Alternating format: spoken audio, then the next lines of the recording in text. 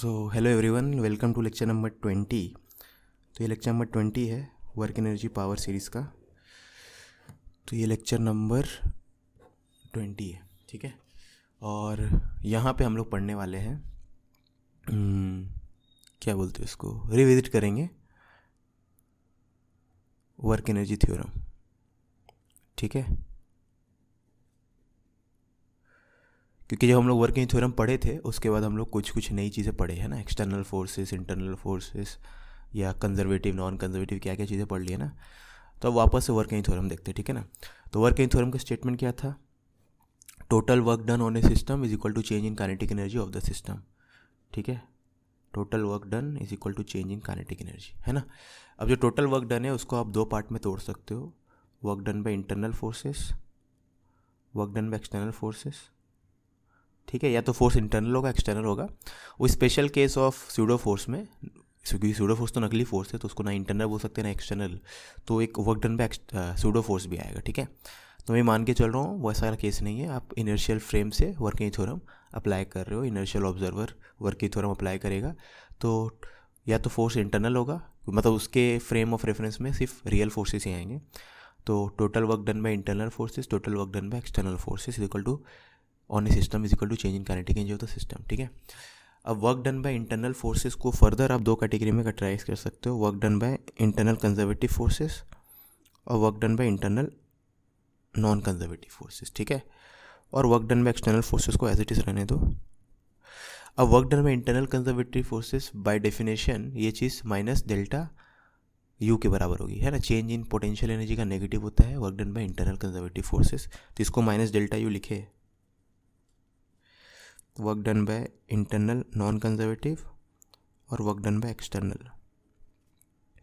तो यहाँ से देख सकते हो work done by internal non conservative forces plus work done by external forces is equal to delta K plus delta you,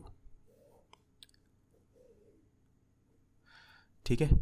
okay, अब delta K plus delta you को हम लोग डेल्टा के प्लस यू बोल सकते हैं, delta K plus delta you को हम लोग डेल्टा ऑफ के प्लस यू बोल सकते हैं। और kinetic energy plus potential energy, जितने ही पोटेंशियल एनर्जी के टर्म्स हो, ठीक है। तो kinetic energy plus potential energy का सम को, चाहे कितना ही पोटेंशियल एनर्जी का टर्म्स हो, उस सम को हम लोग बोलते हैं मैकेनिकल एनर्जी, ई से डिनोट करते हैं, ठीक है। ई मतलब क्या होता है? मैकेनिकल एनर्जी, है ना। ई मतलब मैकेनिकल एनर्जी।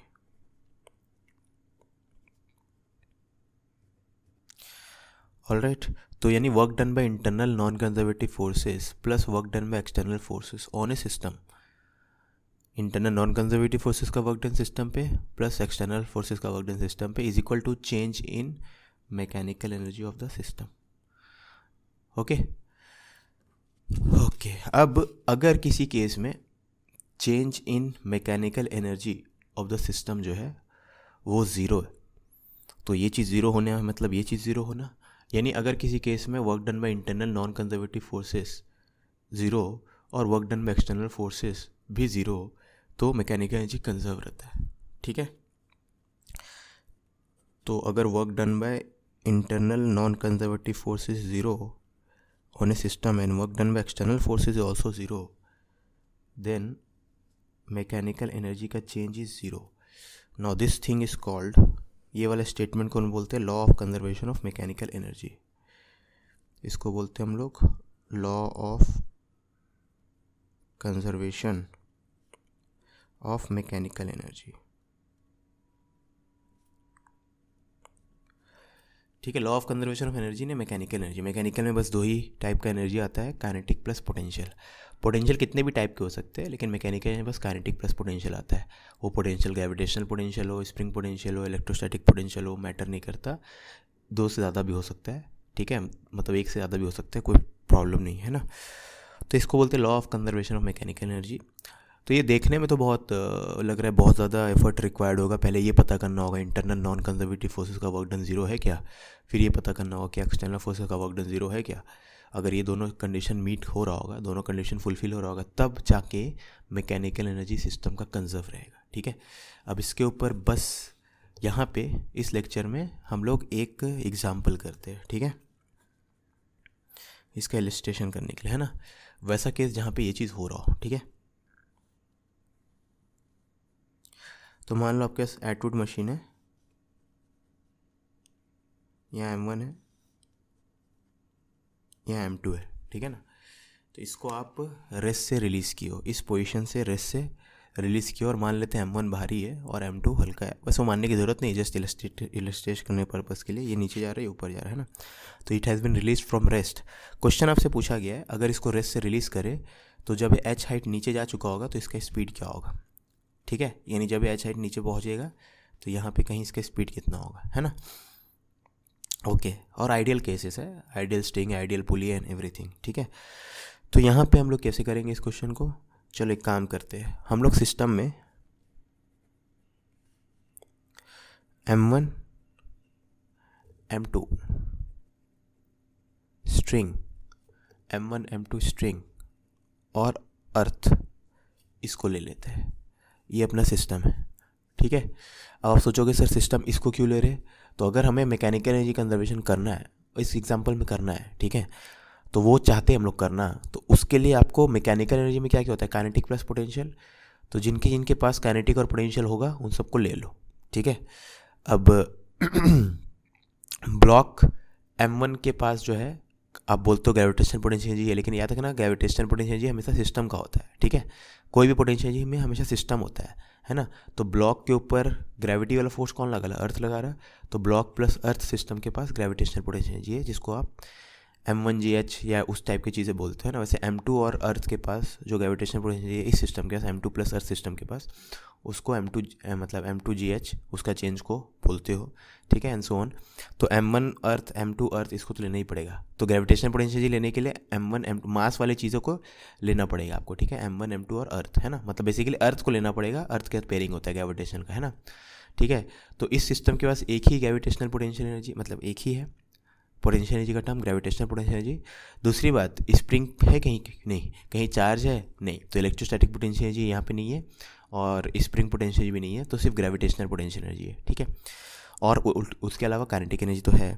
तो आपके पास मैकेनिकल एनर्जी में दो टर्म आएगा, kinetic energy plus gravitational potential energy, ठीक है। Mechanical energy equal to kinetic energy. Kinetic energy किसके पास रहेगा, M1 के पास रहेगा, M2 के पास रहेगा।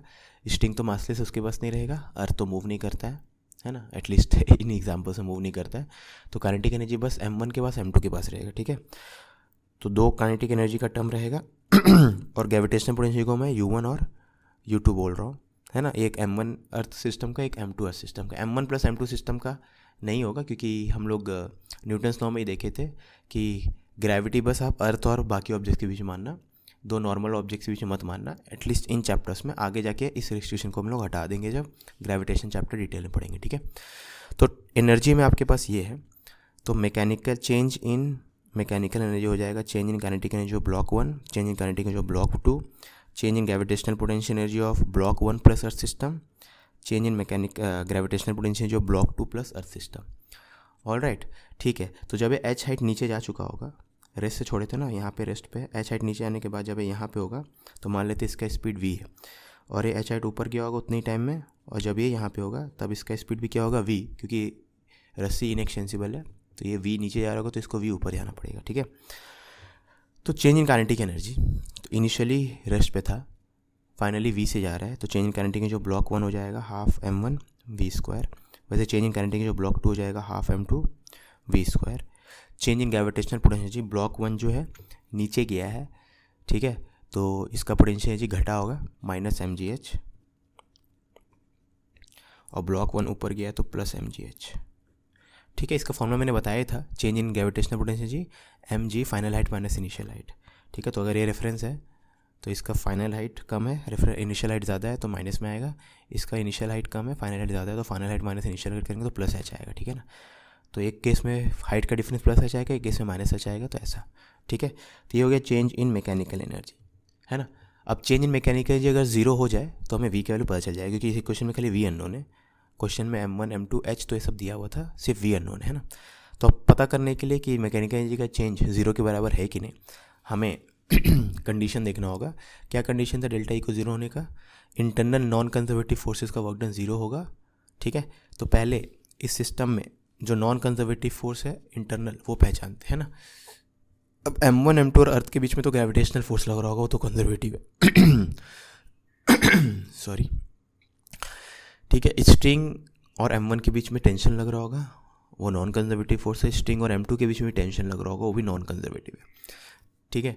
लेकिन मैंने एक प्रीवियस लेक्चर में कभी ना कहीं बताया था कि टेंशन का टोटल वर्क डन 0 होता है। तो यहाँ पे फिर से दिखाता हूँ, इंटरनल नॉन कंजर्वेटिव फोर्स में work done by tension on M1 plus work done by tension on M2, ये आएगा, है ना। तो रस्सी जो है M1 पे जो टेंशन लगा रही होगी उसका वर्क डन नेगेटिव आएगा, टेंशन ऊपर लग रहा है, M1 नीचे जा रहा है, ठीक है। और रस्सी M2 पे टेंशन ऊपर लगा रही है और डिस्प्लेस भी ऊपर हो रहा है, तो M1 पे नेगेटिव वर्क आएगा टेंशन का, M2 पे पॉजिटिव आएगा, टोटल क्या हो जाएगा 0, ठीक है। तो work done by internal non conservative force में बस एक ही नॉन कंजर्वेटिव इंटरनल फोर्स है इस सिस्टम के अंदर। इंटरनल फोर्स में बस एक ही है ना। इंटरनल फोर्स मतलब जो सिस्टम का एक पार्ट दूसरे पार्ट पे लगा रहा हो, ठीक है, तो एक ही है। तो work done by internal non conservative force क्या हो गया यहाँ पे 0, ओके। तो और work done by external force देखे तो इस सिस्टम पे कोई एक्सटर्नल फोर्स है ही नहीं, देख लो आप। अगर इस क्वेश्चन के हिसाब से चले तो दुनिया में बस ये छत है, ये है, ये है, ये। आप बोल सकते हो सर एक्सटर्नल फोर्स ये वाला रस्सी है, बोल सकते हो, चलो यहाँ पे जो टेंशन है, हाँ सही है, मैं गलत बोल दिया, ये है, लेकिन ये वाला पॉइंट तो डिस्प्लेस हो ही नहीं रहा। तो ये वाला जो टेंशन है टी डैश बोल रहे, तो work done by external forces will be work done bye T dash, और टी डैश इस पॉइंट पे लग रहा है उसका डिस्प्लेसमेंट 0 है, तो टी डैश डॉट 0, तो ये 0 आएगा, ठीक है। तो work done by internal non conservative forces भी 0 है, work done by external forces भी 0 है, तो देयरफॉर मैकेनिकल एनर्जी यहाँ पे कंजर्व रहेगा, ठीक है। देयरफॉर डेल्टा ई इज़ 0, तो मैकेनिकल एनर्जी कंजर्व रहेगा, मतलब उसका चेंज जो होगा वो 0 होगा। कंजर्व मतलब उसका वैल्यू चेंज नहीं हो सकता, ठीक है। तो चेंज इन मैकेनिकल एनर्जी 0 हो जाएगा, तो ये वाली चीज़ 0 के बराबर है, ऑल राइट। तो यहाँ पे आप बोलोगे half M1 plus M2 V² is equal to M1 minus M2 GH, तो V का value 2 M1 minus M2 GH divided by M1 plus M2 होगा, ठीक है। तो ये आपका आ गया मैकेनिकल एनर्जी कंजर्वेशन से आपने स्पीड निकाल लिया, ठीक है ना। ऑफ कोर्स अब ये जो प्रोसेस है ये बहुत लंबा लग रहा है अभी, है ना। Work done by internal non conservative force को भी 0 रखना है, work done by external forces को भी 0 रखना है, ठीक है। इसमें चेक करने में बहुत टाइम लग रहा है, सिस्टम डिसाइड करो, ये करो, वो करो, ठीक है। तो हम लोग क्या करेंगे नेक्स्ट लेक्चर में इसका एक शॉर्टकट देखेंगे, तो मैकेनिकल एनर्जी कंजर्वेशन के लिए इतना ना सोचना पड़े, वैसा कुछ हम लोग देखेंगे कि ऐसा क्या चीज़ होगी जिससे जल्दी मैकेनिकल एनर्जी कंजर्वेशन लगा सके। इसमें तो बहुत टाइम लग रहा है, ठीक है। चलो मिलते हैं नेक्स्ट लेक्चर में। हाँ, एक चीज़ मैं बताना यहाँ पे छूट गया, अब ज़रूरी नहीं कि आप स्ट्रिंग को सिस्टम का पार्ट लेते, स्ट्रिंग को आप नहीं भी लेते तब भी काम चलता, ठीक है। तो M1 M2 और अर्थ को लेते तो स्ट्रिंग का वर्क डन जो होता है इंटरनल कंजर्वेटिव में नहीं आता, एक्सटर्नल फोर्स में आता है ना। अगर आप M1 M2 और अर्थ को ले लेते सिस्टम, स्ट्रिंग को नहीं लेते, तो स्ट्रिंग फोर्स किस में आता है, एक्सटर्नल फोर्स में आता, मतलब टेंशन वाला फोर्स एक्सटर्नल फोर्स आता है, ठीक है। तो work done by external forces में जैसे इस रस्सी का टेंशन आया है ना, इस रस्सी का भी टेंशन आ जाता है work done by external force में, ठीक है। तो वो मत सोचना कि ऐसा ही, क्योंकि मेन है सिस्टम में उन ऑब्जेक्ट्स को ले लेना जिनके पास काइनेटिक एनर्जी और पोटेंशियल एनर्जी है, ठीक है। और एक बात यहाँ पे, मतलब जो बहुत ही ज़्यादा अच्छे समझ रहे होंगे लेक्चर्स को वो रियलाइज़ कर सकते हैं, ये जिनको नहीं समझ में आएगा टेंशन मत लेना, अभी जो मैं बताने वाला हूँ इससे मेरे दिमाग से छूट भी गया, बताना भूल भी गया, क्योंकि उतना मतलब अधिकतर लोगों को वो चीज़ समझ में नहीं आएगी, तब भी जो 1-2% लोग हैं जो समझना चाहते हो मैं बताया। तो सिस्टम में अगर आप इस पर ये लियो ना, तो खाली work done on M1, work done on M2, work done on, खाली वो लिखे हम लोग, अगर आप ध्यान दिए होंगे तो, ठीक है। तो वर्क डन ऑन स्ट्रिंग भी लिखना पड़ेगा, वर्क डन ऑन अर्थ भी लिखना पड़ेगा, ठीक है। सिस्टम में ये है, तो हर एक ऑब्जेक्ट्स पे टोटल वर्क डन बताना होगा, है ना। तो वर्क डन ऑन अर्थ 0 होगा क्योंकि अर्थ डिस्प्लेस नहीं हो रहा है, अर्थ पे M1G ऊपर लग रहा है, M2G ऊपर लग रहा है, लेकिन अर्थ डिस्प्लेस नहीं हो रहा है, तो अर्थ पे वर्क डन 0 है। स्ट्रिंग की बात करें तो स्ट्रिंग पे वर्क डन हम लोगों ने निकाला नहीं है। अगर इस स्ट्रिंग के इस एंड की बात करें तो इस पे टेंशन नीचे लग रहा है और नीचे आ रहा है, तो यहाँ प्लस TH वर्क हुआ है। और स्ट्रिंग के इस एंड की बात करें तो इस पे जो है टेंशन, ये ब्लॉक नीचे लगा रहा है लेकिन स्ट्रिंग ऊपर जा रहा है, तो यहाँ माइनस TH वर्क हो रहा है, तो स्ट्रिंग पे वर्क डन 0 है ना। तो अगर आप यहाँ पे स्ट्रिंग फोर्स का जब वर्क डन देखे थे तो वो मैं यहाँ पे जब दिखाया था work done by internal non conservative force में, उसमें खाली मैंने स्ट्रिंग का वर्क डन लिया था ब्लॉक्स पे। ये स्ट्रिंग M1 पे कितना वर्क कर रहा है, स्ट्रिंग M2 पे कितना वर्क कर रहा है, M1 स्ट्रिंग में कितना वर्क कर रहा है, M2 स्ट्रिंग में कितना वर्क कर रहा है, वो मैंने लिया नहीं था, ठीक है। जस्ट ये टर्म्स बहुत लंबे होते हैं इसलिए, तो हमेशा देखना total work done on string तो हमेशा 0 रहेगा अगर स्ट्रिंग इनएक्सटेंसिबल है और मासलेस है तो, ठीक है। तो और अब से हम लोग ये भी नहीं करेंगे क्योंकि किसी प्रीवियस लेक्चर में मैंने बताया था total work done bye string 0 होता है, ठीक है। आप कुछ भूल रहे हो। ईमानदारी से बताना, करना है नहीं करना? करना है तो करो ना भाई, क्यों नहीं कर रहे?